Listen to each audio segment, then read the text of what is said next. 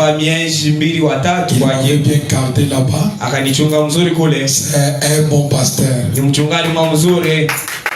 Amen. Amen. C'est pasteur Alpha. Ni mchungaji Alpha. Berger aux lumières du soir tabernacle. Yeye ni mchungaji wa kulimia maskani. Que Dieu bénisse l'homme de Dieu. Mungu ambariki mtumishi wa Mungu. Oui, ici, là-bas, il y a encore le serviteur de Dieu. Hata vile Il peut aussi monter pour saluer. Hata vile kichi mwisho ikala kwa mtumishi wa Mungu anaweza kupita ajua kusalimia watoto wa Mungu. Même si vous êtes diacre, abbé, unaweza kupita ajua kusalimia kwa kanisa. acclamons d'abord. Mshangilie kwa ajili ya utukufu ya Bwana. Que le Seigneur Dieu vous bénisse. Mungu ambariki. Que Dieu vous bénisse. Mungu ambariki. Vous n'avez pas la joie? Amuna na furaha.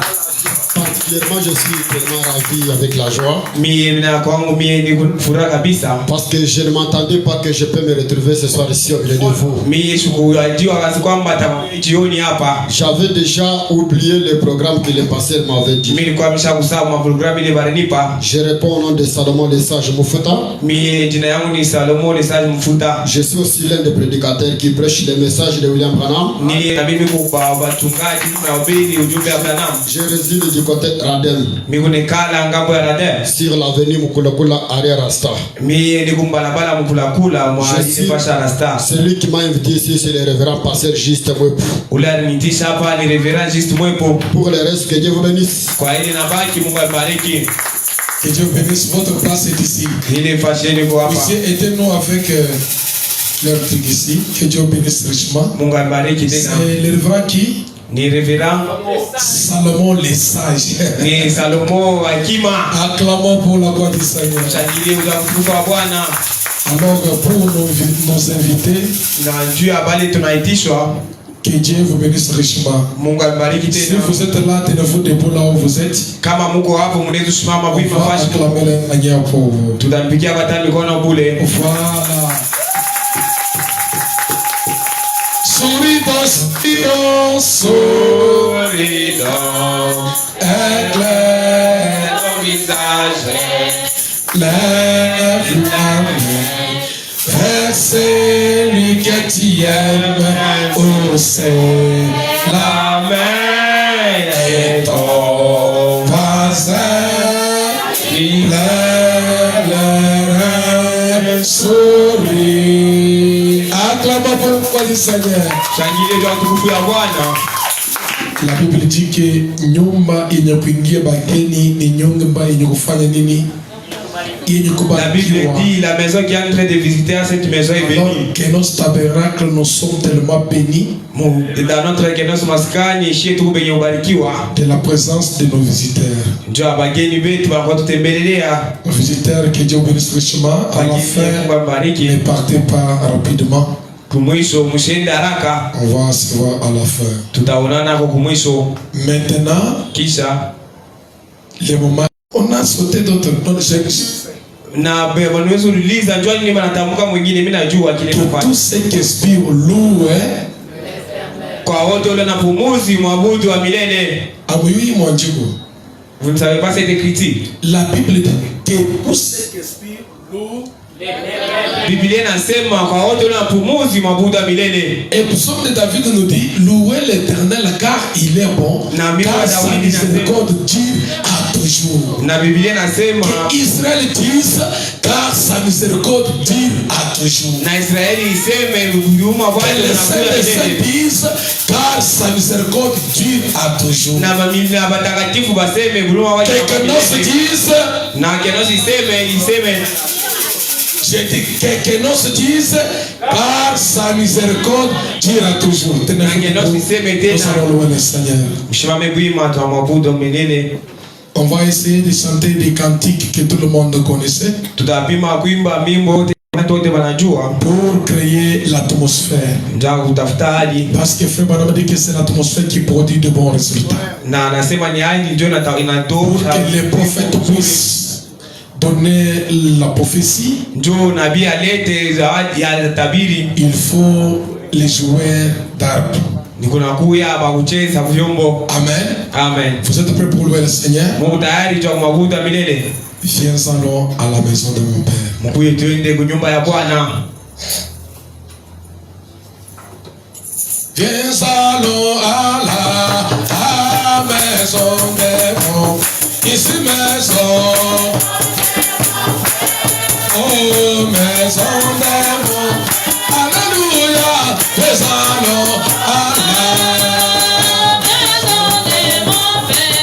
Il y a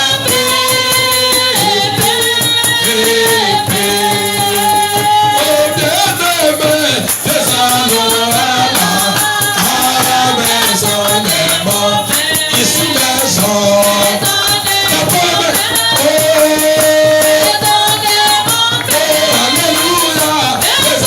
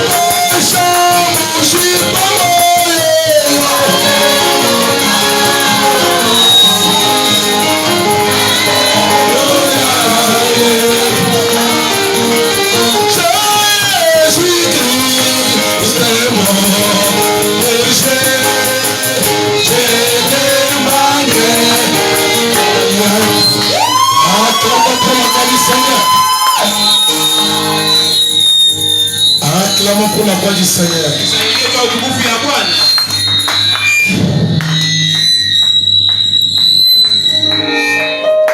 Acclamons pour la gloire du Seigneur. J'ai dit, acclamons pour la gloire du Seigneur.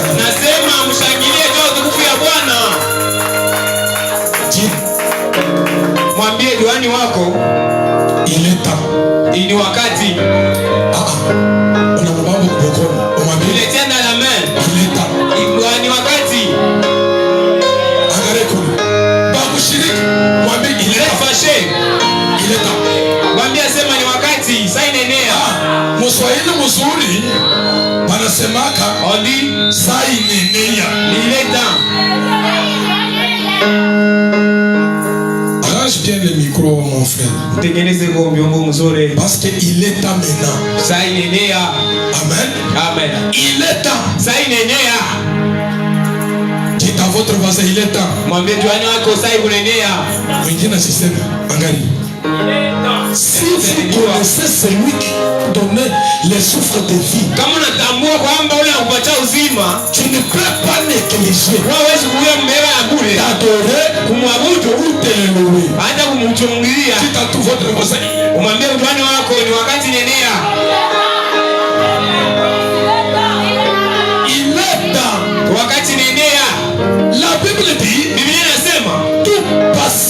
Yote inapita. Yote inatelemuka. Neno, la parole de l'Éternel, neno ya milele ne peut pas. Yo haiwezi. Yo Yesu fanya nini? Tout passera. Yote itapita. Mais la parole de Dieu, neno ya Mungu yo haitapita kamwe. Wakati nakuambia vous montez, kumbele mobili apande, nous allons chanter. C'est toujours l'ancienne évangile. Na tutaimba mpaka injili ya zamani.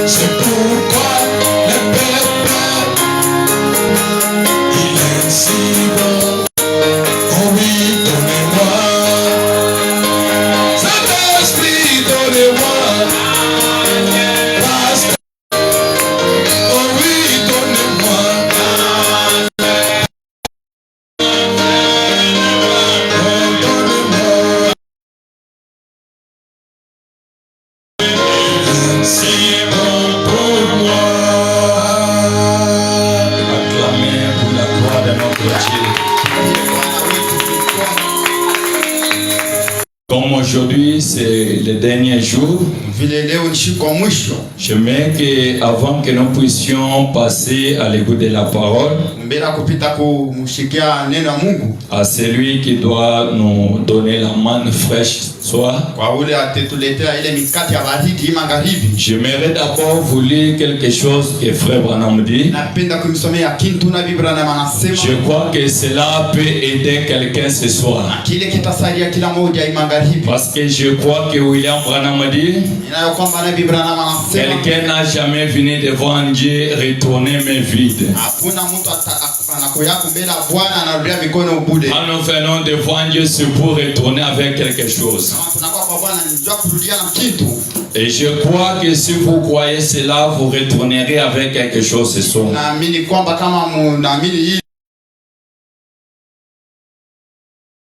Que vous allez manifester. Pour ne pas gagner du temps, écoutez ce que Frère Branham dit.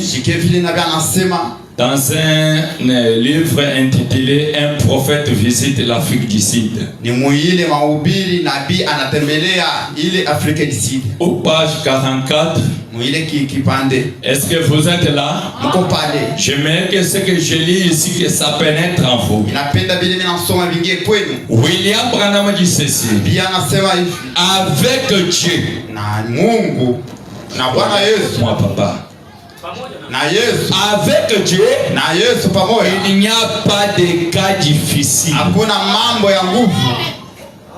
Tout ce qui était difficile là avec Dieu, ça n'existe pas. Vile vyote vilikuwa nguvu na Yesu havina tena nguvu. Et Branham ajoute, anaongeza pia, une dame venant de la Grèce, mwanamke akatoka kule ku Grèce, qui n'avait pas d'ouverture dans la gorge, ashikwe na ile kintu pale pa shingo yake, entrant dans la ligne de prière, akiingia mu mstari ya maombi, elle ne pouvait pas avaler une seule goutte d'eau, ashipashi kumeza hata maji ni aucune nourriture. Maintenant écoutez, les gens disent, dès que frère Branham y priait pour elle, elle prit un verre d'eau. Est-ce que vous comprenez? La prière de frère Branham fera quelque chose ce soir. Ce qui ne marchera pas, cela doit marcher. Et Branham ajoute, et mangea une barre de chocolat. Un soir ou deux plus tard, au cours de la même série de réunions, 9 sourds muets entrèrent dans la ligne de prière.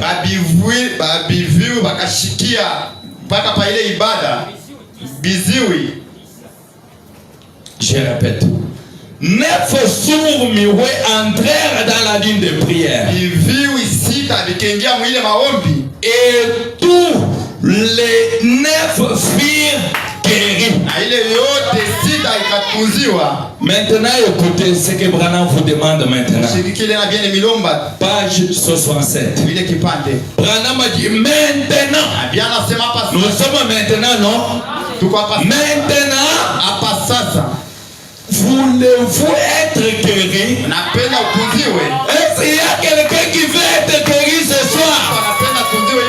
Quand on parle de la guérison, ce n'est pas seulement la maladie. Quand tes poches est vide, c'est une maladie. Quand tu veux être guéri, Dieu remplira tes poches. Et Branham a dit, vous êtes, vous qui étiez là, croyez-vous de tout votre cœur? Est-ce que vous le croyez de tout votre cœur? Branham a dit, mes amis, il y a des amis de Wembe ici. Mes amis, j'aimerais rester ici une heure de plus, mais mes forces diminuent rapidement. C'est à cause des visions. Je ne peux pas expliquer. Maintenant écoutez, frère Branham vous demande de faire quelque chose. C'est ce que nous vous demandons aussi de faire ce soir. Frère Branham a dit, croyez-moi maintenant. Croyez William Branham maintenant. Pourquoi vous allez le croire? Branham continue, il dit, il est en train de vous oublier, il dit, s'il vous plaît,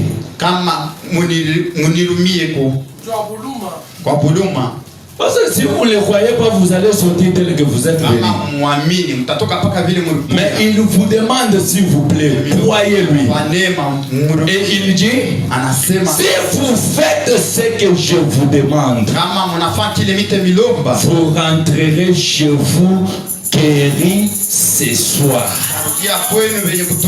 Pas demain, ce soir, il rentrera chez toi guéri. Je lis maintenant ceci pour introduire les prédicateurs. L'homme intérieur.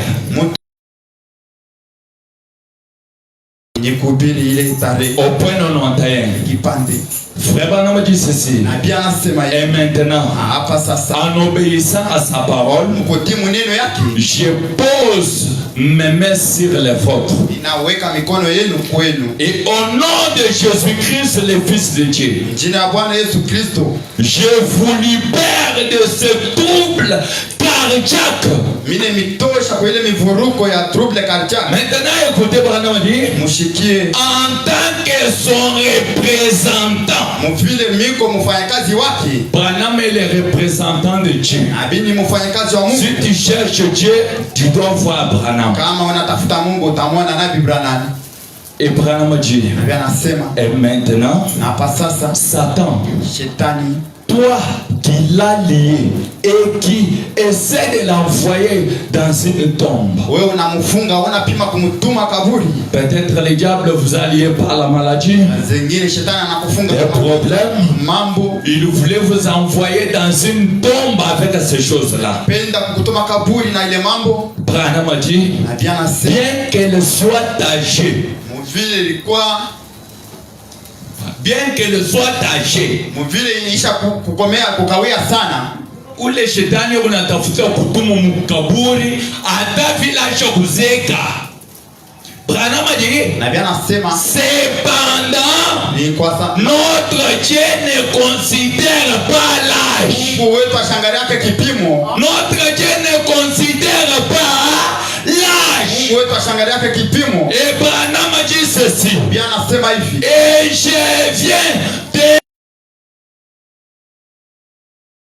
Amen. patia ile préavis. Ce soir, Magharibi on doit remettre au diable les préavis. tutampatia ile préavis. Le préavis qu'on doit lui donner, Ile préavis tutamupa. ça ne prendra pas même 5 secondes. Haitabeba hata dakika 5. Et celui qui donne ce préavis-là, Na ule ataleta c'est le ile propriétaire de la maison. ni mwenye nyumba. Et le propriétaire de la maison, Na mwenye nyumba il s'appelle Jésus-Christ. Bwana Yesu Kristo. Et il doit l'attirer sa maison. Wewe uko nyumba yake. Ce soir, Magharibi Jésus doit donner au diable Yesu anapaswa le préavis de quelques secondes. préavis ya dakika. Que le diable laisse cette maison-là. Acha ile nyumba.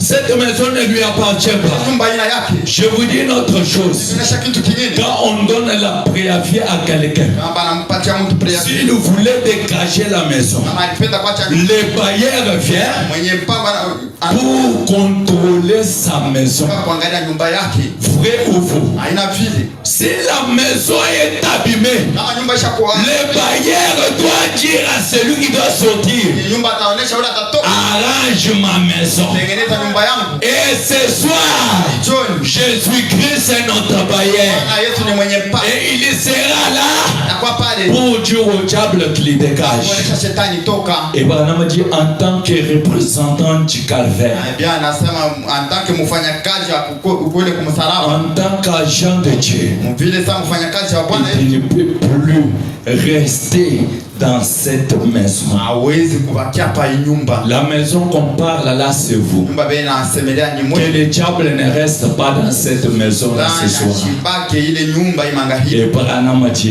Biblia anasema tu dois partir. pashi kwenda. Est-ce que tu peux aussi dire à ton voisin que le diable doit partir? Jirani wako shetani anapashi kwenda. Qu'il laisse la maison de Dieu libre.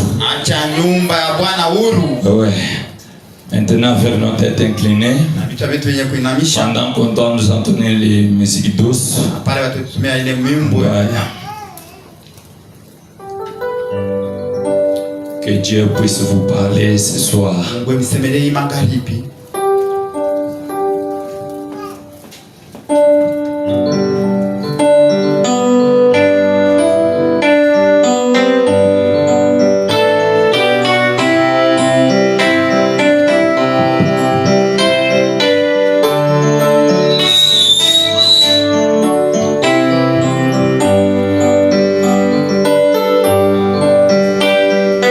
Seigneur Jésus, toi le Dieu tout-puissant, le créateur du ciel et de la terre, l'auteur de la vie éternelle. Toi, El Ela Elohim, donc omnipotent, donc omniscient, donc omniprésent. Ton nom, c'est le Seigneur Jésus-Christ. Nous te disons merci parce que tu nous accordes ce privilège de pouvoir nous retrouver derrière cette chair pour parler de ta part.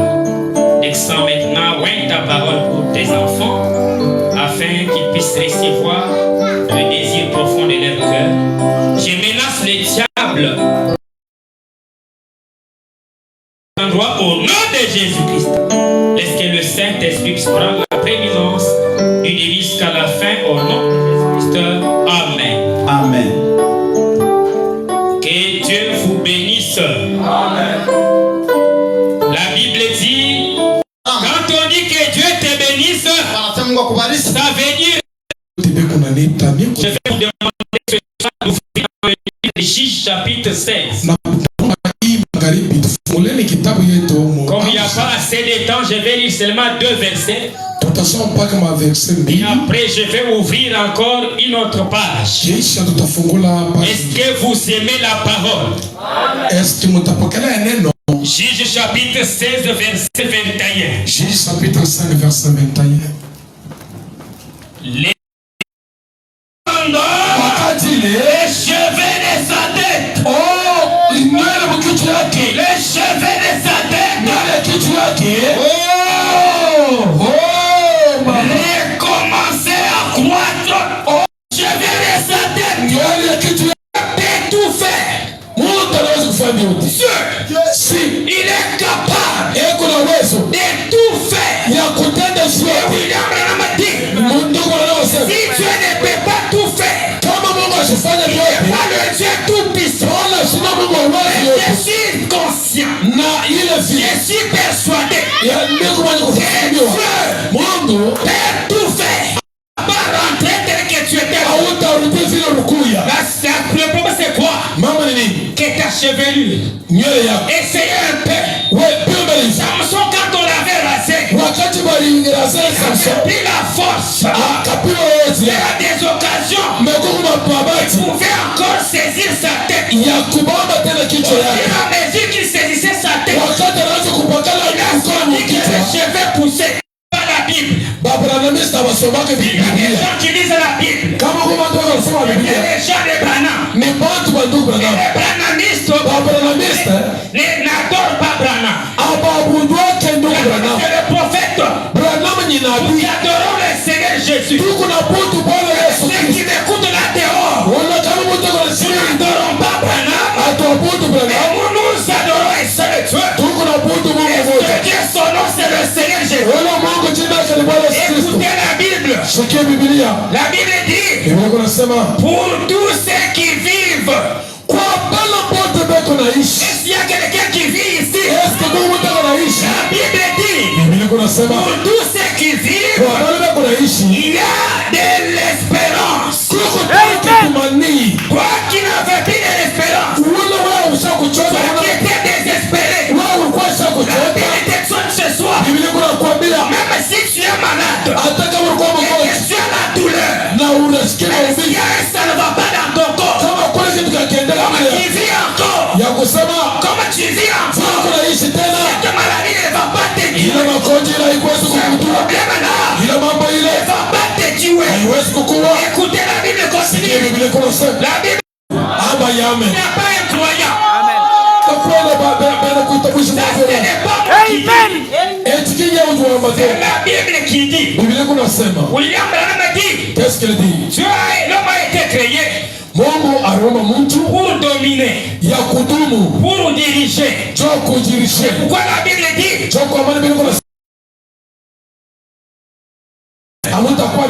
soir mon frère, refuse d'être la queue, prenez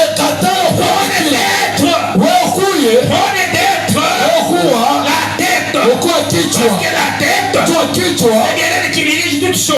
Est-ce qu'il y a locataire? Tout le monde ici est locataire. Est-ce qu'il est célibataire? Il est marié.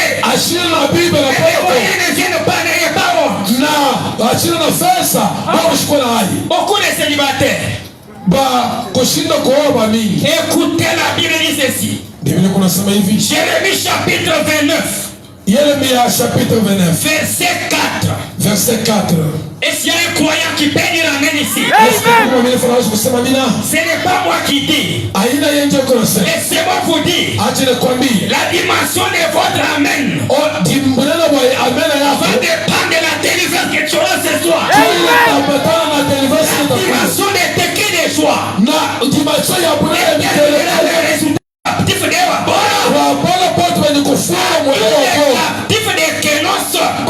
La Bible dit, qu'est-ce qu'elle dit? à tous les captifs que j'ai emmenés de Jérusalem à Babylone, verset 5 concerne les locataires. Les locataires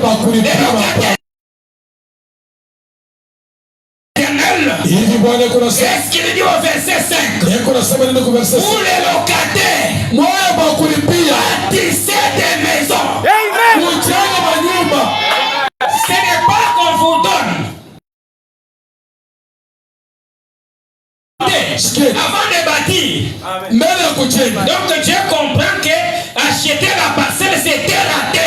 C'est facile. Mungu anajua kwamba kuuza pango ni vitu vya chini chini. Mais il vous dit, bâtissez des maisons. Mujenge na mumandesha munene. Mujenge manyumba na mwebenye mwikalemo. Sikia kwa butamu nyumba yako. Neno mipaka sumine na shamba etaji. Kajuno soma imwe mtu wachendelele wamba. Qu'est-ce que ça veut dire? Ni kusema ni ne construisez pas musijenge pour mourir demain. Ya kufa kesho. Et laisser l'héritage à quelqu'un. Na kuacha heritage kwa Mungu. Ta maison. Ni nyumba yako. Tu dois y habiter. Inapaswa ikale. Si tu peux dire un bon amen, quelque chose va arriver. Kitu fulani kitakuwa. Ainsi parle qui? L'Éternel des armées. Mais ici, ufalme kuna sehemu sikia. Bâtissez des maisons. Kujenge manyumba. Et habitez-les. Na kuikala mwingine manyumba. Plantez des jardins. Unashamba ya Edeni. Muoteshe kwa lenga-lenga. Huko locataire lenga-lenga mabenyewe hautaoteshaka. Wao tena ufuchile. Bwa kujima chitego to. Peni nyitawa kujima to. Na hata shumu mkipa humu hautaotesha ni kwa benyewe. Na sababu leo kwani jituona kwa kujima kwa benyewe. Anasema eko nasema jenga yako nyumba ipa kasubu wewe ingie wikalemo ubole muomu ni usoa cheko bulongo uweza kuokoka ufanye kashada na uweza kuokoka watoto bakuli shule ya bule na bantu babana bakuli shule ya bule bana batoko shule ya lenga ya bule akoje mbarasha ya tena unaotesha amen huko na croyez sur la parole de Dieu amen pas moi qui dis ça aina yetu kuna c'est la parole de Dieu kama ni neno la Mungu Dieu lui-même va se débrouiller Mungu yeye pekee atajitafuta namna mais il a besoin des croyants haiko lazima na mtu ataweza croire. Utaweza kuamini Il y habite-les. nasema mwikalie des jardins. ufanye kama shamba mangez-en les fruits. na mukule kama matunda ya mukule kama shamba. Écoutez au verset 6. Musikie bale bashuba bibi yenu verset yoye Na bashoba bwana tena. Ni batikama ni volume ni bakash bakichelewa mukartie.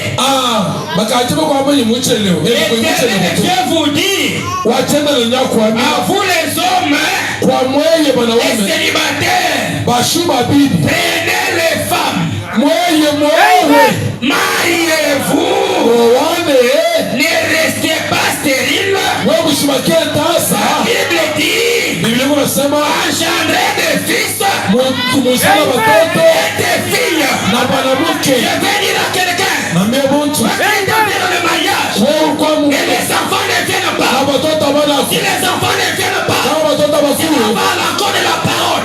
ndio La parole dit, neno iko nasema mariez-vous, wewe engendrez des enfants, usala watoto des filles et des garçons. banaume na banamuke. Pourquoi ce soir, Kwa maana si hicho tu es stérile, kama wana na watoto c'est encore possible. vitu vipesi, C'est encore possible. vitu vipesi, C'est encore possible. vitu vipesi, C'est encore faisable. simple. Notre sujet, c'est que tu le commences. Il y a encore une possibilité. Et toi qui n'as pas d'enfant, que ce soit, tu puisses porter des enfants. Il y a encore une possibilité. Toi qui es chômeur, c'est moi qui boulot ce soir. Il y a encore une possibilité. Pour toi célibataire, il n'y a pas de moyens. Écoutez-moi bien. Ce que je vous prêche, il n'est pas un Dieu historique. Il est un Dieu qui crée l'argent. Il empêche les gens. Laissez-moi vous dire, le Dieu que je vous prêche, il est un grand banquier. Il a des banques même dans l'eau. Un jour, il a fallu qu'on paie la taxe. Regardez dans la poche, il y a quelqu'un qui connaissait toutes choses. Il a dit à Pierre, va dans la rivière, il y a de la mousson. Le premier poisson. Pourquoi le premier? Il y a là la révélation. Le chiffre 1. Parce que Dieu a venu Abraham. Et je jure par moi-même. Parole de l'Éternel. Le premier poisson. Tu vas attraper. Ouvre dans sa bouche. Il va trouver l'argent. Il est le Dieu qui connaît. Il va prendre ta vie. Il ne connaît pas seulement. Il est capable de sonner la solution. Écoutez-moi bien. Quand l'urgence s'impose, quand l'urgence s'impose, quand il y a un besoin permanent, quand il y a un besoin ponctuel, William Branham dit, nous n'avons pas besoin d'une vision. Nous n'avons pas besoin d'une prophétie. William Branham dit, dans les cas urgents, les cas délicats, on a besoin de la création. Alléluia. Alléluia. Si vous croyez, recevez quelque chose. Ce soir, toi qui n'avais pas d'argent, parce que la Bible dit, tout ce que vous demanderez, croyez à moi. Croyez que vous l'avez reçu. Et vous le verrez s'accomplir. Reçois de l'argent au nom de Jésus. Avec que je vous dis, c'est la vérité. J'ai prêché quelque part. J'ai dit, tu es capable de créer de l'argent. Mais dans votre poche, il y a un seul motard. Il a vécu la parole. Demain lundi, il est parti. Il a travaillé. Il rentre à la maison. Il ouvre son sac. Il met l'argent sur la porte. On commence à dérouler avec sa femme. En déroulant, au milieu là, un billet de $100. Quel motard? Il a déjà pris un client. Et il a donné $100. C'est le domaine des capacités divines. Toi qui n'as rien. Toi qui n'as rien. William Branham dit, Dieu prend des choses qui signifient rien. Et élève ces choses. Et donne la valeur. Ce soir, même si tu n'avais pas de la valeur, dans ta famille, si tu crois que Dieu dit la vérité, reçois ta valeur ce soir. Je vais dire à quelqu'un, si tu étais lié, c'est que ta chance à toi a été prise et mis en dessous de l'eau. Ce soir, l'eau doit reconnaître son créateur. Si tu comprends quelque chose, comprenez qu'il n'y a rien qui est caché. chercher devant Dieu. mjua kusema Même s'il y a des sorciers hata qui mloji sont liés, mwenye qui kufunga ont floué votre étoile, wanafunga etwale c'est ya encore possible. ni vipesi tena C'est encore faisable. huko tena vya kufanya. William Branham dit Qu'est-ce qu'elle dit? être pauvre Kukuwa maskini et manquer de l'argent, na kushinda fedha ce n'est pas agréable, aina vya thamani, ce n'est pas honorable, aina vya kuheshimia, ce n'est pas vraiment confortable. aina vya kabaila sana. Est-ce qu'il y a un croyant qui va avoir de l'argent? Nani anapenda kupata fedha? William Branham a dit Qu'est-ce qu'elle dit? être pauvre, Kukuwa maskini manquer de l'argent, kushinda fedha ce n'est pas agréable, aina ya kube, ce n'est pas confortable, aina mzuri bandu, ce n'est pas échiliable. aina vya kuheshimia bandu. Habitaleta heshima kama shiki kwa maskini. Mais Sasa si tu as quelque chose, kama uko na kitu fulani un compte en banque, konti mbenki, ta belle famille va te respecter. hata mjamaa ya mabibi yako watakuheshimia. On Basi va faire la vie ton honneur. kama wanakubeba Au nom wewe, de Jésus-Christ, mjina Yesu sois Kristo, ton honneur ce soir. pata heshima yako mjina Yesu Kristo. Ah, William Branham a dit mariez-vous, ayez des garçons et des filles, Mwane mupata batoto, ayez des enfants, mupate batoto, ne soyez pas stériles. mushikwa batasa. Parce que je sens ici, Miko nasikia hapa il y a un esprit de millions là qui est là. kuko esprit ya mamilioni iko pale yenye kushimama. Et Dieu est capable Mungu de prendre iko na ces millions uwezo là ya et les kutosha soudre. na kusuda ile milioni Anaisungurisha aisugurishe ile milioni la glace inafanya saa là où il y avait des trompes bouchées. fashi ile balifunga D'ailleurs, watu. Dieu, Mungu il n'est pas un réparateur, ashina wa kutengeneza mais hapana, il est un créateur. yeye ni muumbaji. Si tes trompes étaient bouchées, Kama matropa par l'autorité de la parole, kupitia njia ya Yesu soit des nouvelles trompes ce soir. pata tropa ya sasa Ta matrice kama matrisa était myomateuse. yenye kuwa na milioni. Et Dieu a créé un nouveau matrice. Mungu aumba matrisa ya sasa mjina Yesu Kristo. Pour la gloire de Dieu. Mupekee Mungu mikono. Vous acclamez pour un gouverneur. Wewe La gloire de Dieu. huyu uko napigia mikono ashina kuva na wachini ni Mungu wa uzima. Puis si tu acclames, Wakati mkono unapiga mikono quelque chose va se passer. wacha kupiga mikono, wacha mikono wanalalamika huku fulani kunapita kazi. Tu adores Dieu. Wakati unamwabudu Quelque chose s'approche de kitu toi. fulani kinakuwa. William Branham a dit, Qu'est-ce qu'il dit? est-ce que nous sommes venus prier? Est-ce que tunakuwa kuomba hapa? William Branham a dit ceci. Qu'est-ce qu'il dit? Dans un sermon qu'il avait intitulé Mhubiri ni Que kuweka pensez-vous de Christ? Mungu na wazee nini pa Kristo? Tunamwona Kristo sa gouverneur. Hapana, anapita gouverneur. Numwana mukalege Yesu Mungu na washajiba to yeye kuita gouverneur. Si le gouverneur peut inviter les gens, et après ils ont des enveloppes. Kama gouverneur wa chini hapa anaita bantu mwisho ya maongeo anawapatia maenvelope. Mais vous êtes devant le plus que gouverneur. Sasa moya kenosa tabernacle Si tu peux croire, haya wa kushindia si tu gouverneur. peux croire, Kama unaamini demain, kesho avant le coucher du soleil, mbele ya bushiku Dieu va t'accorder un témoignage. Mungu atakupatia ushuhuda. Amina. Moi que vous voyez ici, Pastor unaona hapa je n'ai jamais déposé la demande d'emploi.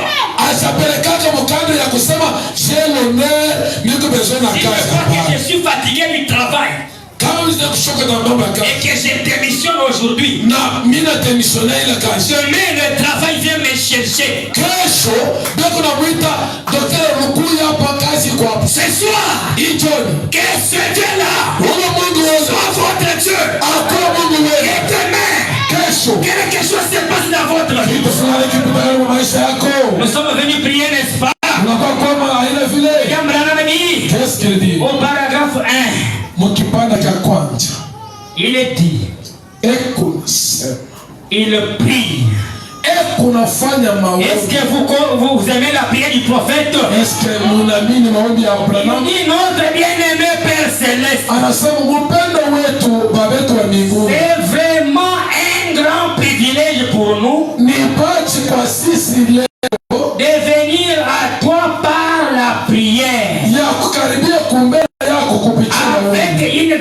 promesse derrière cela. Na malako yenye kwa kumkonde ya ile maono. William Branham a dit. Qu'est-ce qu'il dit? Sachant que ya kujua kwamba la prière change des événements.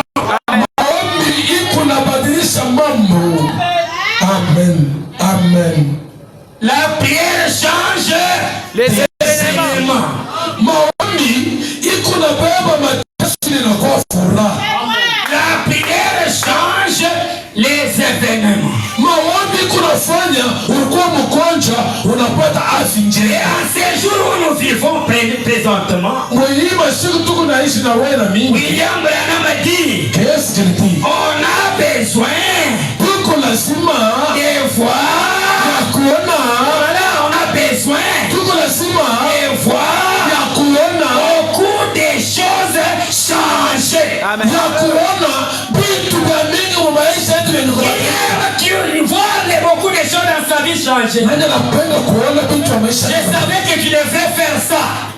Tu devrais faire ça. Unatafuta kufanya hata hivi. Je lisais, le prophète Branham a dit, Na pia kunasema prenez vos mouchoirs, chukua mshwari yenu. agitez cela, Waza kushughulisha hivi. agitez cela, Waza kufanya hivi. agitez vos mains. Kunasema mwachite Ça mshwari. veut dire quoi? Ni kusema nini? Quand Élisée Wakati Elise est revenu akarudia au Jourdain, Mshurdeni il n'avait plus le menton. akachukua manto Il a secoué le menton. akaanza kupepula hivi. Il a secoué le menton. Wakati anapepula hivi William Branham a dit, na pia kunasema la puissance des cieux uwezo ya Mungu est saisie de son prophète. inachukua kwa Quand nani? vous faites un geste, Inafuata Dieu mfano. voit ce geste. Mungu tunaona Il Mungu va t'accorder quelque chose. hata kupatia kitu fulani. Nous voulons voir beaucoup de choses être changées. Anapenda kuona vitu mu maisha yetu vya Et kubadilika nous devrions les changer. na tunaweza kuvibadilisha. La maladie en bonne santé. Wagonjwa kwa afya njema. Est-ce que tu es malade? Yesu kwa mgonjwa Sois la bonne santé ce soir. kolea afya njema ichoni. Écoutez, Sikieni, nous voulons voir tunapenda kuona la maladie. magonjwa. Nous devrions les changer. Tunaomba ndio La ubadilishe tristesse en joie. mahuzuni. Toi qui es triste, Wewe uko na et huzuni, toi la joie au nom de Jésus. angalia furaha yako Il mwingine. dit, Yeye kunasema nous devrions tuko na kuomba changer ya la kubadilisha maladie en bonne santé. magonjwa kwa Changer le afya, péché en justice. ya kushanje Changer la tristesse en gloire. kutosha mahuzuni Il kwa dit utukufu. encore le Père. Anasema umepatia kwa Bwana Exauce les prières de ton peuple. uijibu kwa maombi Qui ya veut taifa que yako. Dieu exauce les prières? Nani anapenda Mungu Lesquelles ce tabernacle? atendaso maskani? Acclamons pour la gloire de Dieu. Ushangilie utukufu ya Bwana. William Branham a dit, Qu'est-ce qu'il dit? peu importe Hata hivi, combien la chose est difficile, hata vitu ni vya nguvu na peu maisha. importe Hata vile ni vya la nguvu. situation est difficile, Mambo hivi ya nguvu. William Branham a dit, Qu'est-ce qu'il dit? Dieu change des circonstances. Mungu eko nabadilika kila mambo. William Branham a dit, Qu'est-ce qu'il dit? Dieu prend sa parole Mungu anachukua neno et yake, il rend cela réel. anaikuwa ifanye Il kweli. dit d'en faire l'issue. Hebu nasema Et 5. mwingine mahubiri. Peu importe Hata vile, combien c'était impossible. hata vilikuwa vya Ce nguvu. soir, Ichoni quelle que soit kitu la fulani. capacité de Hata rapporter, mambo hivi vilikuwa nayo. même si c'est impossible pour Hata nous, vilikuwa vya nguvu. William Branham a dit, Qu'est-ce qu'il dit? peu importe combien c'était impossible, Hata vile vilikuwa vya nguvu. Dieu peut changer les circonstances. Mungu anaweza kubadilisha Qui mambo. croit cela qui dit Amen. Unaamini nasema Dieu ya. peut changer Anaweza kubadilisha les circonstances. mambo. Il peut rendre possible Anaweza kufanya kwa ce mepesi. qui est impossible. Hivi vilikuwa vya nguvu. William Branham a dit, Qu'est-ce qu'il dit? non seulement rendre cela possible, Haina pa kuiweka kwa. mais il peut rendre cela réel. Anaweza kufanya ikuwa ya kweli Il kweli. peut rendre cela palpable. Ile anaweza kufanya kwa ya kweli Il kweli. peut rendre cela visible. Ya kugusa na mikono. Il peut rendre cela tangible. Anaweza kufanya kwa ya kugusa na mikono. Écoutez, Sikieni. William Branham a dit, Qu'est-ce qu'il dit? la parole, Neno. avant qu'elle ne soit parole, Mbele kwa neni. c'est une pensée. Ni mawazo. Mais quand elle est exprimée, Wakati wanaweka mawazo. c'est une pensée exprimée. Mawazo inakuwa C'est la pensée de Dieu. mawazo ya Mungu qu'il a exprimé. yenye kuweka peupe. Est-ce qu'il y a un croyant? Mwaminifu. Mais cette pensée qui devient exprimée, Na ile mawazo ya kuweka on peupe appelle parole. yenye kuweka uneno, Quand c'est une parole, kama ni neno on peut l'entendre. tunaweza kuisikia. Il y amène à cela. Amen. Si c'est une parole, Kama ni neno comme elle est entendue, vile yenye kusikia elle peut être écrite. na tutaweza kuiandika. Il Amen. amène à cela. Amen. Comme elle est entendue écrite, Vile bali kwa kushikia na kuiandika elle peut être lue. wanaweza kuisoma. Amen. Qui y amène à cela? Amen. Comme elle est écrite et lue, Na yenye kuandikia na kusoma elle peut être crue. naweza kuamini. Amen. Qui croit à cela? Amen. Mais Sasa ça ne suffit pas. aisimama mpaka pale. Amen. Nous voulons que la parole, Tunapenda neno qui était une pensée, yenye kuwa qui mafikiri, a été exprimée, yenye kuweka peupe, écrite, yenye kuandika, entendue, yenye kusikia écrite, na kuandika na kusoma écrite, na kuamini. que cette parole Ile neno sorte dans les Écritures, itoka umeandiko. devient une réalité. Amen. Qu'est-ce que je vais dire par là? Napenda kusoma nini? Je suis pauvre. Miko masikini. Cher pasteur, Miko pasaya. cher pasteur, Mtumishi wa ne Mungu. me dites pas qu'aller dans la paix du Seigneur. Hapana kuniambia kwenda msalaba ya La Bwana. parole change les Neno circonstances. linabadilisha mambo. La prière change les circonstances. Maombi kunabadilisha Nous mambo. aimerions, Tunapenda. nous aimerions Tunapenda cette parole ila neno de sortir les Écritures itoka et umeandika qu'elle devienne réelle. ikuwe na vya kweli. On ne peut pas parler seulement de la colonne de feu. Hatuwezi kusema kuja moto. Hapana. Que la colonne de feu devienne une réalité. Ili kuja moto ikuwe ya kweli Que kweli. ça ne soit pas seulement le Dieu té. Ilikuwa mpaka Mungu anaitendea papa Israeli. Il doit être ton Dieu ce soir. Inapasha Mungu apasoni wako. Hakuna Mungu wako itoni. Ne soyez pas contents. Wewe usikuwa na furaha Les témoignages des autres. ya ushuhuda ya mtu Il mwingine. faut d'ailleurs douter Wewe mwenyewe ubishi de tous les témoignages. kama ushuhuda yote. Alléluia. Il faut dire à Dieu, Kwambia Mungu si c'est toi, kama ni wewe Mungu. fais aussi pour moi. Penda kwa mimi. Là, je vais croire. Pale nitamini na mie. Et là, je dois témoigner. Vous ne pouvez pas, on avait créé des églises, on avait ressuscité le petit pasteur. Hawezi kusema baliumba. Écoutez-moi, Wanasema olo. la Bible dit, Biblia inasema vous demandez mutaomba et vous ne recevez pas. na Parce mutapokea. que vous demandez mal. Njoo uko naomba mubaya. Moi, quand je vois Dieu Kama mimi naona Mungu prendre sa puissance, kuchukua uwezo yake gaspiller cela dans un animal, yenye kuweka kukasipia kwa nyama. anaitumikia mwanyama, Aha. anatunza nyama, na niko malaya shitunze, ana Mungu wa kweli. Ikala sandio wangata bukola bweni ubunyanyila kuti nyama wondo wibwa uva bimba mema tena na wakusanga wachota atito Un animal qui ne prie même pas. nyama ile yubana sio kwa mali tano Pas à l'église. kalmana sio kumusabile to Que tes cheveux montent. nywele yako yote Que ta chevelure pousse ce soir. nywele yako Tu yote dois te révolter. utaweza Quand kupata tu peux voir Dieu. ya kwambia Mungu Quand tu peux voir Dieu. kama unaona Mungu Guérir un petit chien.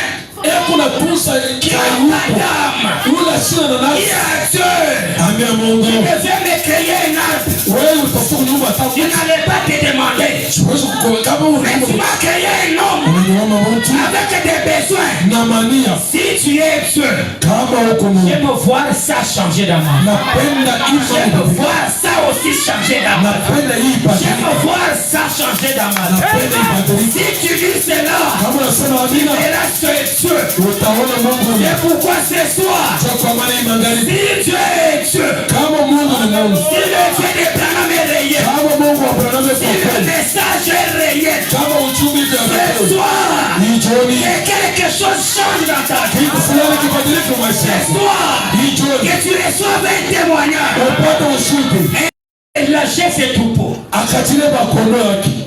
Quand quand il a relâché ses troupeaux, wakati anachilia bakondo les wake troupeaux sont partis jusque dans les neiges là-bas épaisses. bakondo bakenda mule muneji mule Ça fait si c'est 2 ou 3 semaines. bikafanya kama Il a cherché, il s'est fatigué. anatafuta bakondo achibapa. Quand il est allé voir celui qui est chargé de l'environnement, wakati aenda kutafuta ule wa mambo ya est-ce qu'il y a un mambo croyant qui écoute ce témoignage? est-ce que kwa vile tuko na shiki mambo Et ta chevelure repousse encore. nywele yako ani upe imani yako ipanda tena. Samson, au-delà là des yeux greffés, regarde bien. Quelque chose est en train d'arriver. Samson mwenye kutosha maji anaanza kuangalia na imani yake. Toi Samson là, Wewe Samson et la maladie. Na wewe kuna furaha sema Mungu ni mwema. Mungu mwema $100 unanyangula mwalo unapata herni bana kupasua ku $800. wenda wambula mabwa mbitu wenda unyamuka zabe mumbesi mujimu zabe mumbesi mujimu mwina waba kufuta $100 mtu weza mujimu uyetema kutabuni usangele ka mujimu wako Bila tulisha kwenda passion huko paka depi unaanza ku. Hallelujah. Sio adipende tena mikulu. Mungu wa maskini mimi namkataa. wewe bisabate biashara biyenga kupatu kwa Mungu pesa ni wewe usanga ni chochote bwana wa bulala J'ai une nouvelle habit chez la sœur. Il faut que ça soit l'anniversaire ou bien l'accouchement. Quel est ce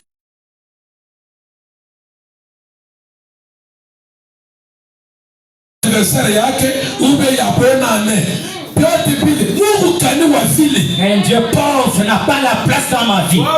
Mungu wa maskini wa kuteswa Si vous voyez cela, j'amène. hivi Amène quelque chose arrive. anafanya ndio upate kisilani kia buro ya kuchukua Le imani frère a perdu ses troupeaux. akapotesha makondo wake. On lui dit que dans cette terre ici, les sources sont déjà bouffées toutes les troupeaux. Sasa hii wakati Frère Branham, Oscar akenda kwa ndugu Branham, prie ton Dieu waambie Mungu wako qu'il me donne mes troupeaux. anipatie makondo wangu. C'est tout ce que j'ai comme affaire. Njoo mbili niko na njoo Je n'ai pas biashara. étudié l'université. Je ne suis pas un ingénieur. Sina tawa Tout kwa. ce que je sais, c'est être berger des troupeaux. Bila bila niko na kazi yangu ya kuchunga Si makondo. je perds les troupeaux, donc je vais rester mendiant. Kama mimi napotesha makondo, ni kusema nitabakia Or, kwanza kwa makondo. ce n'est pas confortable. Na kwa maskini ile mzuri. Toi, Wewe dis à ton Dieu waambie Mungu wako. qu'il me retourne mes troupeaux. Mes Ka troupeaux. mtu mshimisha ngombe ile quelque part. Wewe waambie Mungu wako anirudishe makondo pangu. Frère m'a dit, mais on t'a dit qu'on les a déjà bouffés, non? Sibaru kuonesha ke ile bala makondo Est-ce que le chemin est en train de pousser quelque part? makondo pako bashaku bakule no. Et quelqu'un fasse un fait comme ça que l'onction monte. Hallelujah. Fais avec la foi. Fanya na imani upate ipande. Amen. Hallelujah. Oscar dit à Branham, Oscar unadai Branham même si on les avait déjà bouffés, kaka Frère Branham hata makondo penye bashaku bakule kwa banyama bingine hata kama matrice yangu basha kuitosha, na sama trisa ni bakati ba umbushi hata kama basha kuishendolaka mbuloshi. na sama kati ba tukipenda chandu. Oscar dit à Branham, Oscar na waambia mon Dieu, Mungu amène mes troupeaux. kaka wako wa Branham anaweza kufanya bala makondo bashakule barudhi. Que quelqu'un fasse ça avec la foi. Leo hocha mtu na imani. Imani ya kipande. Waza kufanya wewe. Il dit ça. Oscar anasema, Branham regarde. watu wanaangalia. Il dit Oscar, viens ici. Wewe Oscar wewe lako. Tu es vrai. Qu'est-ce que tu pries? Unasema vya kweli na imani ya kusema kama unaomba. Même si on les avait déjà bouffés, tu vas les retrouver. Nasema kajuma panja ile. Oscar dit à Branham, Oscar anambia ndugu. moi Oscar, Mimi Oscar. j'ai vu ton Dieu guérir ma mère. Amen. Oscar alikuwa na experience ya kusema mimi Oscar Nisha kuona Mungu wako anatunza mama yangu. J'ai vu ton Dieu Kaona Mungu wako guérir les malades. alitunza wagonjwa. Ce même Dieu-là Mungu ule est capable kuna uwezo de me retourner mes troupeaux. ya kunipatia makondoo Ce soir, Ichoni. quelle que soit la chose Hata vile kitu que le diable avait volé ile dans ta vie, shetani aliipa, même s'il avait pris tes habits, hata kama ni baba mambo ce ya soir, Ichoni la colonne de feu kunza moto va aller itenda là où il y a tes habits. basi le Et peke la colonne de na feu va mwanzito te ramener cela. atakupatia mabui Faire la vie ton argent. wala alichukua Le fedha. Dieu de Branham Mungu apenda est capable kuna uwezo d'aller récupérer ton argent ya ce soir. kubeba fedha yako S'il yote. avait la vie de chance, Kama balibewa le watu Dieu de Branham Mungu apenda est capable kuna de uwezo retourner ta chance ce soir. ya kupatia Que Dieu vous bénisse. Mungu akubariki Les mama. miracles sont partis au nom de Dieu. Magonjwa na kuona hii neno Parce qu'il la Kristo. s'agissait de toi. Amen. Alléluia. Amen. Alléluia. Amen. Que tous les saints disent Amen. Watakatifu wasema Que amina. tous les saints disent Amen. Amen. Les saints disent Alléluia. Alléluia. Acclamons pour la gloire de Dieu. Amen. Il n'y a rien Hakuna qui peut résister kitaweza à kushimama la prière. kumaombi. William Branham dit, Qu'est-ce qu'il dit?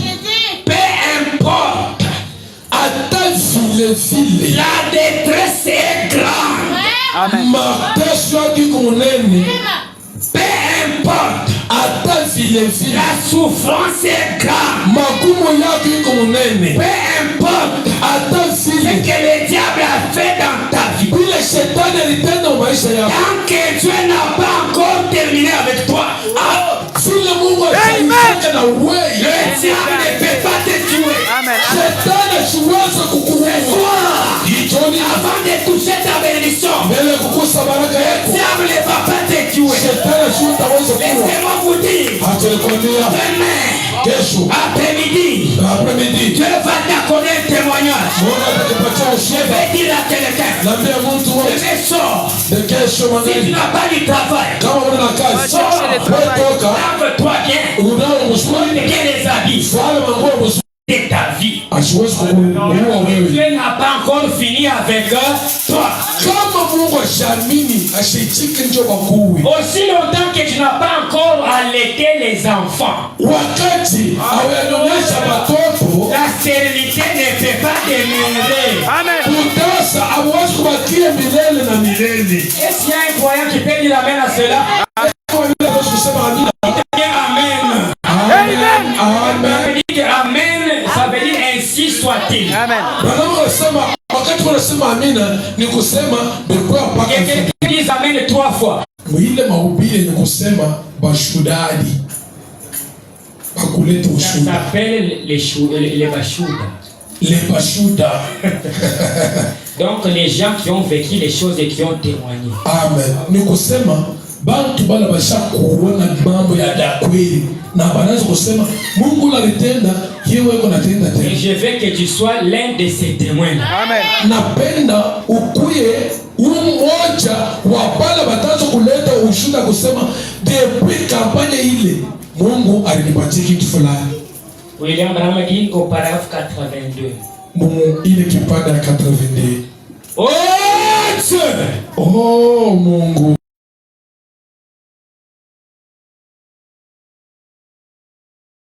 Notre Père béni. Simame kwa yoko. Beko nafanya maombi. Laisse seulement qu'il s'asseye ou pas. Si la prière l'amène à se tenir debout, parce qu'il y a le mot là de se tenir debout. Amen. Amen. Est-ce que je peux lire seulement, peut-être sans l'interprétation, mais interpréter seulement. Oh Dieu! Père, notre Père béni, inscris dans ton livre avec des écrits indélébiles du sang de ton Fils, Amen. Alléluia. le Seigneur Jésus. Inscris le nom de tous ceux qui se tiennent debout ce soir. Amen. Ce soir, Alléluia. même si ton nom a été omis, Amen. Alléluia. même si ton nom a été omis dans le livre l'agneau. Hata jina kilikuwa mkitabu ya mwana Même kondoo. si ton nom Hata jina a été omis sur la liste des riches. balitosha mukatikati ya Même si ton nom a été omis sur la liste des hommes honorables. ya bantu ba honorable. Le prophète prie Eko nafanya maombi. que Dieu inscrive ton nom. Mungu andike jina yako. Il écrive les noms Andike jina de yako. tous ceux qui se tiennent debout ce soir. Wapale wenye kusimama juu hii magharibi. Et ainsi Na hivi que ceux qui ne peuvent pas se tenir debout. na bana na uwezo ya kusimama juu. Que l'ange qui tient le grand livre. Na malaika alishika kitabu munene. Que l'ange de Dieu Malaika wa Bwana qui tient le grand livre. wenye kuchukua kile kitabu. Inscrive leur nom Andike kwa majina dans yenu. le livre de vie de l'agneau. Andike kitabu cha mwana kondoo. Pour qu'il n'en soit plus jamais effacé. Ndio basipanguze ile jina yenyewe. Ce soir, Hii magharibi. même si ton nom était oublié, Hata walisaulia jina yako. l'ange de l'éternel Malaika wa Bwana aille prendre le livre. achukue Il kitabu. écrive ton nom. Andike jina yako. Même si ton nom Hata jina yako était oublié, ilikuwa ya kusaulia. parmi les femmes qui ont la maternité, Wala muke bana walikuwa parmi wale les kuzaa. femmes qui ont des enfants, Hata katikati ya ce watoto. soir, Hii magharibi. et l'ange de l'éternel Malaika wa Bwana écrive ton nom. andike jina yako. Écrive ton nom Andike jina yako. dans le livre ce soir. Kitabu. Même si ton nom Hata jina yako. avait été omis Balikuwa sur la bashakuitosha. liste des hommes d'affaires, Karatasi ya maombi d'affaires. sur la liste des hommes d'affaires, Kitabu cha maombi les d'affaires. gens qui peuvent faire Dubaï Chine, Watu wanaweza kufanya et Dubai. ce soir, Hii magharibi. ton nom à toi écrit dans le livre, Jina yako waliandika mu kitabu. et ton nom à toi Jina yako wewe. ne soit plus jamais effacé. Basi upanguza mwingine Et c'est kitabu. moi pour dire mes frères, Hata nikusomea c'est ndugu. encore faisable, Ni mipesi c'est ndugu. encore faisable. Ni vya kufashika Toi tena. qui avais échoué Wewe hier, ulikuwa wakushinda et jana. soit la réussite ce soir. Pokelea residi Il magharibi. y a toujours eu la première session. Wewe wanasema Il y a toujours eu la première session. unakalaka mpaka première Il y a session. toujours eu la deuxième session. Kwa tena na deuxième Toi session. que le diable Wewe shetani a fait mis dans la liste noire, aliweka mu liste noire. que ta vie soit mise à jour. Maisha yako baitenge baurudishe kumanzo. Je n'entends pas un amen. Sisikia mina. Ta vie à toi Maisha yako qui a été liée, yenye kufunga, mis dans les oubliettes, yenye kuhubiri la liste noire. mu ile liste ya maisha. Aujourd'hui, Hapa que sasa tu sois téléchargé, wewe que tuteleshaje. tu sois mise à jour. Baliweka misa Toi shule. qui ne pouvais plus prier, Wewe ukuwa tena que la vie de kuja. prière Wewe maunguvu ya wewe. encore dans ta vie. Ingia maisha yako. Toi Samson Wewe Samson qui pouvait tuer les Philistins, ule wakuwa taba adui. on t'a révélé les Bana kutosha mancho. toi qui pouvais voir des visions, Wewe ulikuwa na kuona maonyo. puis avoir des Hauna tena namna kuona que maonyo. ta vision Maonyo yako. soit restaurée ce soir. Ayurudisha mwili wa Yesu Kristo. Amen. Amen. J'ai besoin de quelqu'un Niko nasema na mtu mmoja. qui peut payer la dîme de $2000. Ule ataweza kulipa kiakumu Est-ce qu'il y a cha. quelqu'un comme ça Est-ce que mtu wa vile qui te donne l'argent Mungu amepatia qui fedha commence à payer même une dîme de hasa $2000? kulipa timu ya $10,000. C'est encore possible. Ni pesa C'est tena. encore possible. Amen. Il est encore cela au nom de Mungu Jésus. akupatie na majina ya Yesu Kristo. Les gens ont peur. Batu bako na Vous poa. avez peur de quoi? Mungu na boga ya On nini? vous dit, Bako na c'est kuambia encore faisable. ni vipesi. Écoutez, je vais vous ouvrir une parenthèse. Chunga mbele Vous ili n'avez pas compris la profondeur de la prédication. waye amukushikia ndani ya hii mahubiri. Alléluia. Samson a été suscité pour tuer les Philistins. Samson alikuya kujua kuwa maadui baki Dès sa naissance, Ouais, ouais. kwa ajili il était kutubia. zombie. Jo shaba ya Samson Mais on l'a dépouillé de sa force et s'est retrouvé en prison. akajikuta mu prison. Vu qu'il était un héros, Yeye mwenyewe ule alikuwa na nguvu on fait se jouer de lui, on tire là-bas. bakaanza kucheza na mandevu yake beko na kokota. On met la musique là-bas, mondaine danse. Samson est Banaweka miziki ya kidunia. Mais Samson un enfant cheza. de Dieu. Anaanza kucheza mtoto wa Mungu. Mais c'était le même Samson. Ouais, ouais. Paka Samson moja moja Avec sa poitrine, na kilari yake ya mais qui avait kuuma. perdu le réveil. Alishinda mwisho. Alipoteza mwisho. Alipoteza mwisho. Et William Branham a dit, qu'est-ce qu'il dit? C'est encore possible que toi qui avais perdu le réveil, que tu puisses recevoir cela. Samson avait perdu le réveil. Et quand il a dit, Seigneur, encore une fois, même Samson avait reçu la même force. Lors de sa mort, est passé un nombre. Ce qu'il avait tué dans son vivant. Et toi ce soir, que tous tes Philistins meurent. Ce soir, que tu puisses marcher sur les scorpions. William Branham dit, nous marchons avec nos ennemis sous nos pieds. S'il y avait la pauvreté, quelqu'un ne sait pas faire ça. La malédiction. Malédiction. La stérilité. Le chômage. Mais bien faire ça. Je vous dis, ça va rester ici. Demain. Alléluia.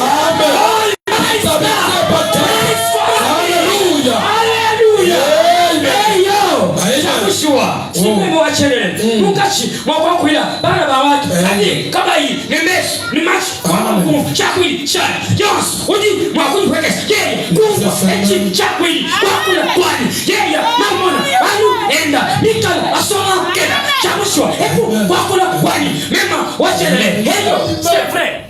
Merci Seigneur. Je t'avais fait une étoile. Oui. Je t'avais fait une étoile énorme. Mais je ne sais pas ce que tu devrais être. Oui, je vois, on a toute ton étoile. On joue avec cela. Et si tu me crois ce soir, et me crois, c'est ta bénédiction, ta délivrance. Alléluia.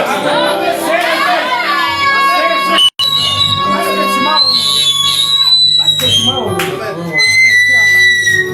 Tout ce que tu sentais comme quelque chose qui pouvait marcher dans ton ventre à partir d'aujourd'hui. Oublie cela. Va à la maison. Prends un verre d'eau. Bois cela une fois. Après 5 minutes, tu avales encore une deuxième gorgée.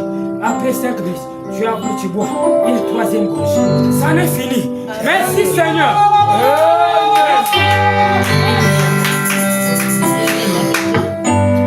Que chacun de vous lève ses mains. Kila moja aweke mikono yulu. La hauteur que tu lèves les mains. Burefu ya mikono ile utaweka. La hauteur de la bénédiction que Dieu t'accorde ce jour. Bunene ya baraka ile utakuwa na La imani. grandeur que tu vas écarter les mains. Bunene burefu ile unaweka. C'est la grandeur de la bénédiction. Bunene wa baraka Que ya. Dieu va t'accorder ce soir. Mungu atakupatia hicho. Le Dieu de Branham est rayé. Kama Mungu wa Branham Que ce Dieu là Mungu ule puisse payer tes dettes. alipa mandeni na kunayo. La vie des dettes, Maisha ce mandeni. n'est pas une dette d'une vie chrétienne. Aina maisha ya muumini. Et Dieu paye tes dettes. Mungu analipa mandeni. Et Dieu Mungu t'accorde la vie akupatia uzima agréable, ya mzuri sana. aidée. Ya kutamania sana.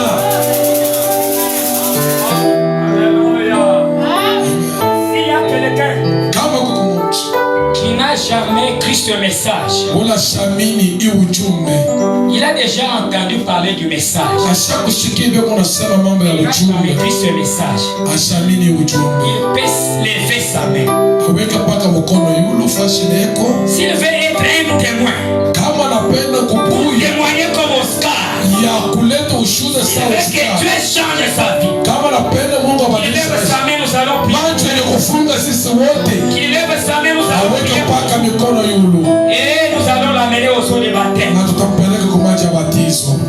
Y a-t-il quelqu'un Eske kuko mtu qui sent qu'il lui faut une délivrance? anasikia ndani yake Il y a vinapasha d'autres démons qui meurent quand on plonge quelqu'un dans l'eau. huko mademoni ingine Lève ta main, mon frère, n'ayez pas honte. ndio kushikwa na ai Lève ta main, ma soeur, n'ayez pas honte. wewe unaishi paka mkono Nous za allons prier pour toi. tutakuombea. Y a-t-il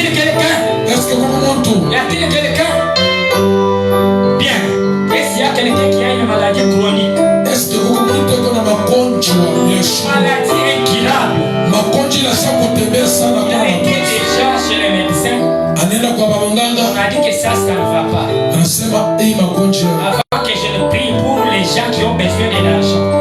mbele ya kuombea bala batu beko na J'ai besoin d'une seule ou deux personnes mimi kunasema na mtu mmoja qui peuvent témoigner du Dieu de Brana. ya kuleta ushindi ya Qui Mungu peuvent Bwana, témoigner du Dieu d'Oscar. ya kuleta ushindi ya Mungu Oscar. Peut-être c'est la stérilité. Peut-être ni butasa, Peut-être c'est la hernie. peut-être ni Ou les hernie hémorroïdes. ma Ou une hémorroïde maladie qui fait la honte. ou bien magonjwa ya haya Passez ici, nous allons prier pour vous. apita hapo tutaweza kuomba. Même si tes oreilles sont bouchées. Hata macho yake aishikia Ashikio. masikio Même yako, si les oreilles sont bouchées. hata masikio yako aisikie Que tu ne sais pas attendre. na ausikie au unaona na namna ya kusikia. Approchez ici. Taweza Le karibia Dieu de Branham ouvre les oreilles des Mungu sourds. wa Branham hapa. Le Dieu de Branham Mungu wa ouvre Branham les yeux des aveugles. ni Mungu yeye anafungua vipofu.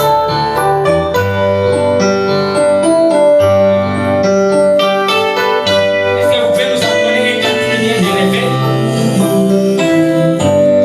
N'oubliez pas ton sauveur. Quand tu vas exister d'autres personnes, Seigneur, n'oubliez pas.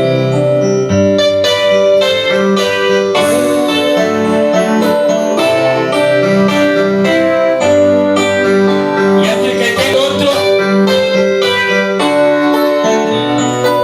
Frère Branham a dit l'hypertension ne signifie rien devant Dieu. L'hypertension ne signifie rien devant Dieu. Le milliard ne signifie rien devant Dieu. La stérilité ne signifie rien devant Dieu.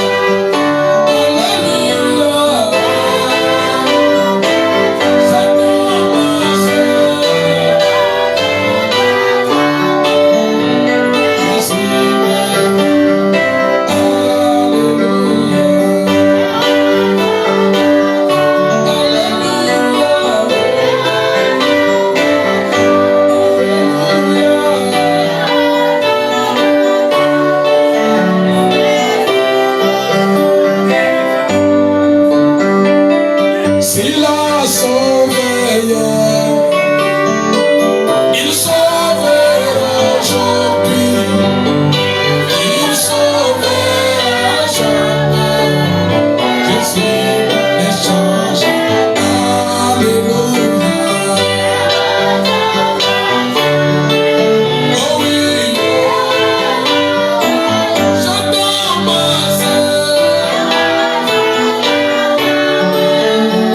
Jésus, chantons Alléluia. Oh oui, chantons ma sœur.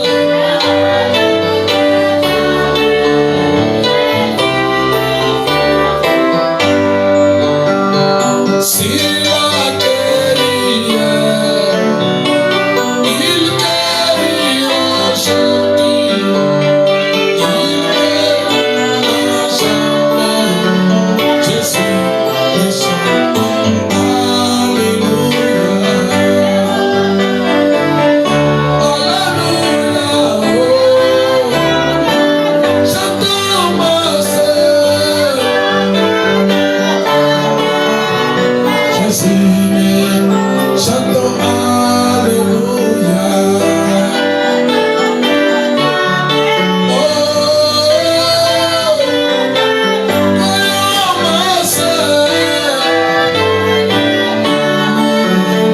Jésus ne change pas.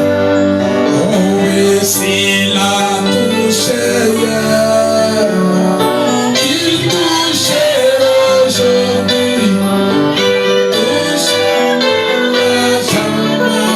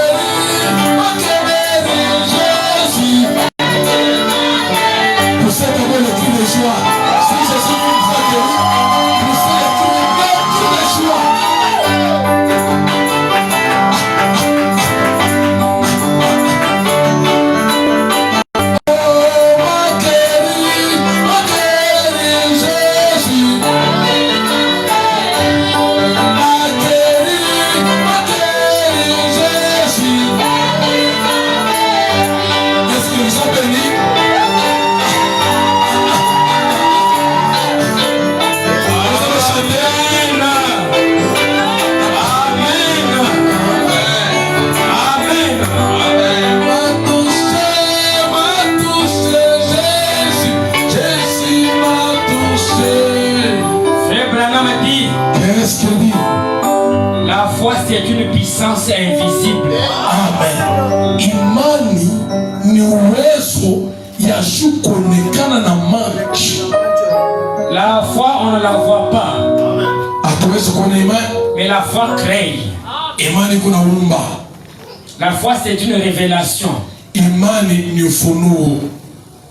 Jésus, quand il était sur la terre, Yesu wakati alikuwa hapa dunia, on lui avait donné quelques pains akampatia mikate kidogo et quelques poissons. na masamaki kidogo. Il a multiplié cela Akafanya ikuwe ya mingi ile. parce que c'était des choses qui existaient. Ni vitu vinaanza kuonekana na macho. Mais au temps d'histoire, Wakati ya magharibi ce n'est plus le temps de multiplier. haina wakati ya kufanya vikuwe vya mingi, C'est le temps de créer. ni wakati ya kuumba. Parce que la parole qui avait créé le matin, Neno ile iliumba asubuhi, c'est la même parole qui est revenue le soir. njo neno moja moja inakuwa imagharibi. Alors je vais demander à la personne qui a la foi. Taomba kwa mtu ule eko na imani, J'ai un billet magique. eko na fedha ya damani ya maji. Ils prennent l'argent ou bien les papiers, ils font ça devient de l'argent. Unaona bantu ba chini chini ba majisia mbali beko nachukua fedha yetu hii, wanafanya vya kufanya vile inakuwa ya Tout mingi. ce que le diable fait, il limite. Bila vyote shetani eko Et nafanya le grand magicien, eko c'est le nafadhilisha. Seigneur Jésus-Christ. Majisia wa munene wa vya kweli Alors je ni vais Bwana me Yesu Kristo. tenir devant vous Tasimama kwa mbele yenu avec ce billet ici. na hii biye hii C'est combien? 1000 francs. ngapi? 1000 francs. C'est 1000 francs. Hii 1000 francs Parce que tu as vu avec les yeux. unaona na macho. Mais si tu peux regarder avec les yeux de la foi, Kama unatazama na imani ya macho ya imani, c'est des millions de francs. utaona mamilioni ya mafra. Et des millions qui peuvent être convertis en dollars. Ile milioni yenyewe bataweza kubadilisha inakwama. Ce billet ici a été consacré. Hii mfeza banaikonsankra, Dieu banaiombea. m'a venu de consacrer ce billet. Mungu akamwambia aiombee hii biye. Partout où je passe, s'il y a quelqu'un qui présente un besoin en argent, Fashi yote iko napita. Kama Mungu mtu eko na lazima na la fedha, personne a la foi. kama mtu ule eko na imani, Ne tentez pas mon Dieu. mwei Si tu usipime n'as Mungu. pas la foi, ne venez pas. Kama una na imani Si usipite tu hapo. as la foi et que tu veux avoir l'argent, Na kama uko na imani à unapewa partir de demain, kupitia keshi, venez maisha keshi toucher seulement ce billet ici. kusa mpaka ila fedha Par la foi, kupitia imani, par la foi, kupitia imani l'argent. pokelea fedha Par la foi. kupitia imani. Si tu n'as pas la foi, ne touche pas. Kama una na imani ushukuru hata Par la foi, kupitia imani pokelea fedha il est demain. kuanzia kesho. Toi qui ne touches pas de l'argent, Wewe haukusa tu fedha auras de l'argent. utapata fedha Par la foi, kupitia imani, par la foi, kupitia imani, par la foi. kupitia imani, Et si tu n'as pas la foi, kupitia imani. n'osez pas. Wewe usipime. Que Dieu vous bénisse. Mungu abariki.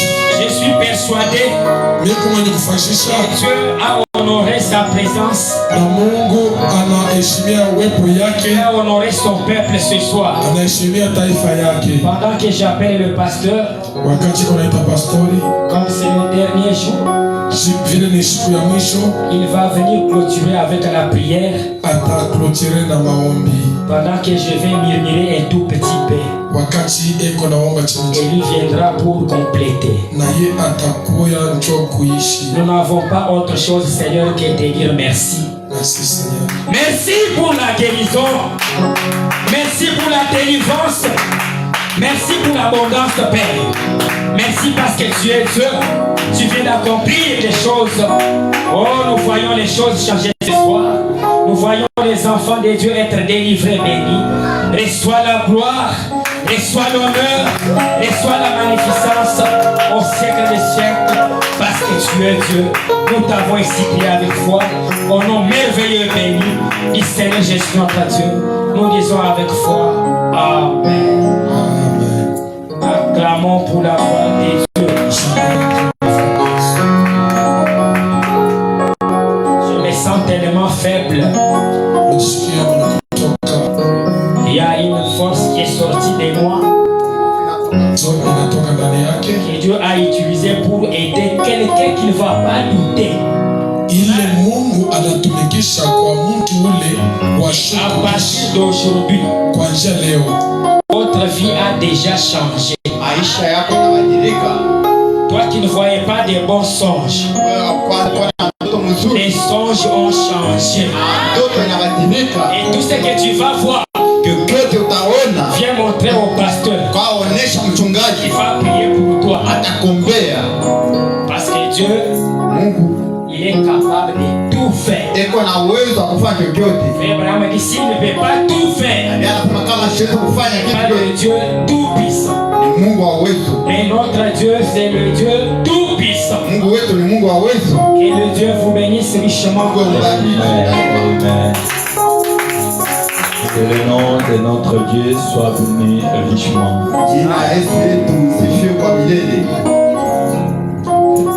Je crois que vous avez été bénis.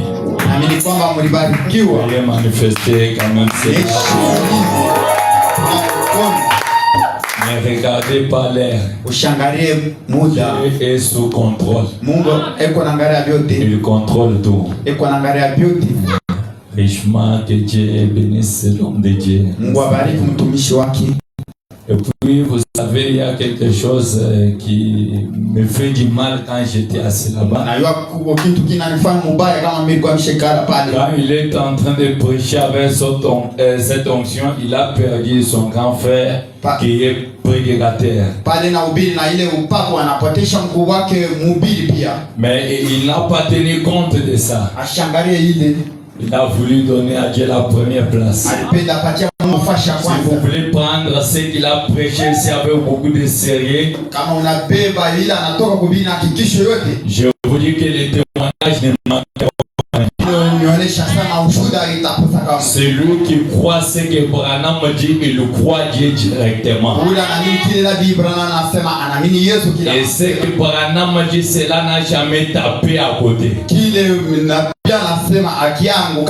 Cela, ça s'accomplit toujours. Que Dieu vous bénisse richement. Et comme notre temps est déjà passé, nous pouvons donner notre mot de prière. Pour ce service. Jésus, Père éternel, nous avons écouté ta parole. Nous venons de terminer avec toi. Pour que notre culte soit complet, ô Dieu. Nous t'avons apporté nos offrandes et j'ai construit. Toi, le Dieu de William Branham, bénis chaque main qui doit déverser quelque chose dans cette corbeille. Seigneur, ce qui la manque, mais qui avait une bonne volonté de le faire. Toi, le Dieu qui bénit les poches, bénis-les, ô Dieu, pour qu'à la prochaine, qu'ils puissent aussi honorer ta parole. Nous t'avons ainsi prié avec foi. Au nom du Seigneur Jésus-Christ, nous disons Amen. Amen.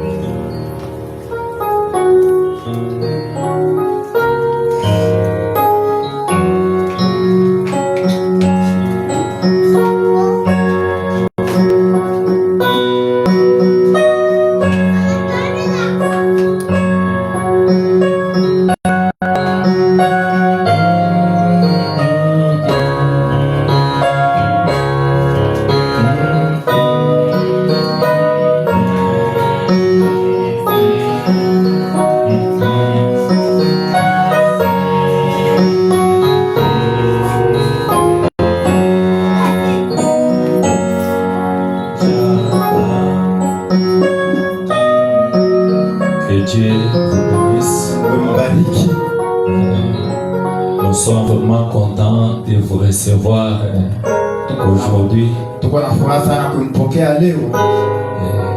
Que toutes nos bénédictions soient aussi votre partage. Que le Dieu qui nous avait conduit d'organiser ces 3 jours de réunion de prière il puisse déverser une grande bénédiction dans tout ce que vous faites. Que vos travaux que vous allez commencer à partir de lundi, que Dieu entre en scène pour bénir cela. Croyez-moi ces paroles, vous allez témoigner de cela.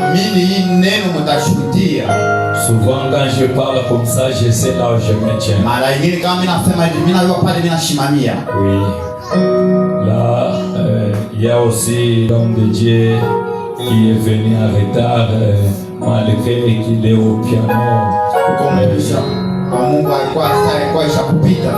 Je l'invite quand même qu'il vienne se présenter. Je sais qu'il y a les autres qui les connaissent, mais qu'ils viennent quand même. Acclamez quand même pendant qu'il avance. C'est quelqu'un qui me fait du bien et je l'aime beaucoup. Shalom, peuple de Dieu. Shalom, l'église. Que Dieu vous bénisse. C'est pasteur Benoît Mbaya. Je suis pasteur où je serai avec vous tabernacle. Ce n'est pas ma première fois de venir ici. Que la paix du Seigneur vous accompagne. Que Dieu bénisse les gens. Le piano là que vous voyez, c'est lui, le propriétaire de cela. C'est lui-même qui vient de nous jouer ça aujourd'hui. Que Dieu soit loué. François, c'était debout pour manger les saints. On appelle le Salomon sage qu'il vienne congédier les saints. Avec nos têtes inclinées, nos yeux fermés, écoutez la prière. Éternel est notre Dieu, toi la grande colonne de feu, toi l'arc-en-ciel à cette couleur. Nous te sommes infiniment reconnaissants encore une fois de plus sa peur. Parce que tu as commencé avec nous comme alpha et tu viens de terminer avec nous comme l'oméga, que ton nom soit loué. Nous voici, ô Dieu de bonté, nous étions dans ta présence. Tu as dit dans ta parole que personne ne peut venir au-devant de toi avec un problème, avec une maladie, avec certaines difficultés, et que cette personne est détruite, mon Dieu, mon roi. Voici maintenant la parole que nous allons entendre ce soir, ô Dieu, que cette parole, Seigneur, puisse nous délivrer, que cette parole puisse nous guérir, que cette parole puisse nous bénir, que cette parole, Seigneur, puisse faire quelque chose dans nos vies, mon Dieu, mon roi. Éloigne l'effort. Nous voici maintenant, nous allons abandonner le chemin du retour entre tes êtres humains. Toi, le glorieux Saint-Esprit, toi, l'ange de l'Éternel, accompagne tes enfants, ô Dieu, dans le chemin du retour. Épargne-nous devant les accidents, épargne-nous devant l'épouvantail, épargne-nous devant la mort subite, Seigneur. Si tu permets, ô Dieu, que le jour suivant, que nous puissions encore une fois de plus, nous rencontrons ta présence, nous allons bénir ton Seigneur. Sois notre bouclier, sois notre bannière, sois notre conducteur, mon Dieu, mon roi, sois notre paix dans les combats auprès du puissant. Éternel et des armées, bénis les armées de tes enfants, bénis Seigneur, cette église, mon Dieu, mon roi, que nous savions de bénir Père, bénis le passé, mon Dieu, mon roi, bénis tous les ministres, Seigneur, qui sont à son côté, Père éternel, bénis les membres fidèles, bénis encore, Seigneur, le berger qui vient de nous prêcher ce soir ici, ajoute le surpris, Seigneur, dans son ministère. Oh Dieu de bonté, agis toi-même, toi l'ange de l'Éternel, manifeste-toi, Seigneur, dans la vie de tes enfants. Nous voulons, Seigneur, qu'il y ait un grand témoignage surnaturel provenant de ta part. Père tout-puissant, nous te dit de venir avec la foi ferme, l'Esprit, Seigneur, qu'il puisse trouver la solution à son problème. Oh Dieu, nous allons maintenant, Seigneur, nous abandonner totalement à toi, croyant que Seigneur, tu nous as dit ce soir, croyant que Seigneur, que ta main puissante devrait nous conduire. Nous nous laissons totalement à toi, croyant que Seigneur, que tu es le même Dieu. Nous t'avons supplié ainsi avec la foi, au nom puissant de Jésus-Christ. Amen. Allez dans la paix du Seigneur. Sortez selon l'ordre donné par nous aussi. N'oubliez pas les écritures que nous réunissons à partir de 16h juste.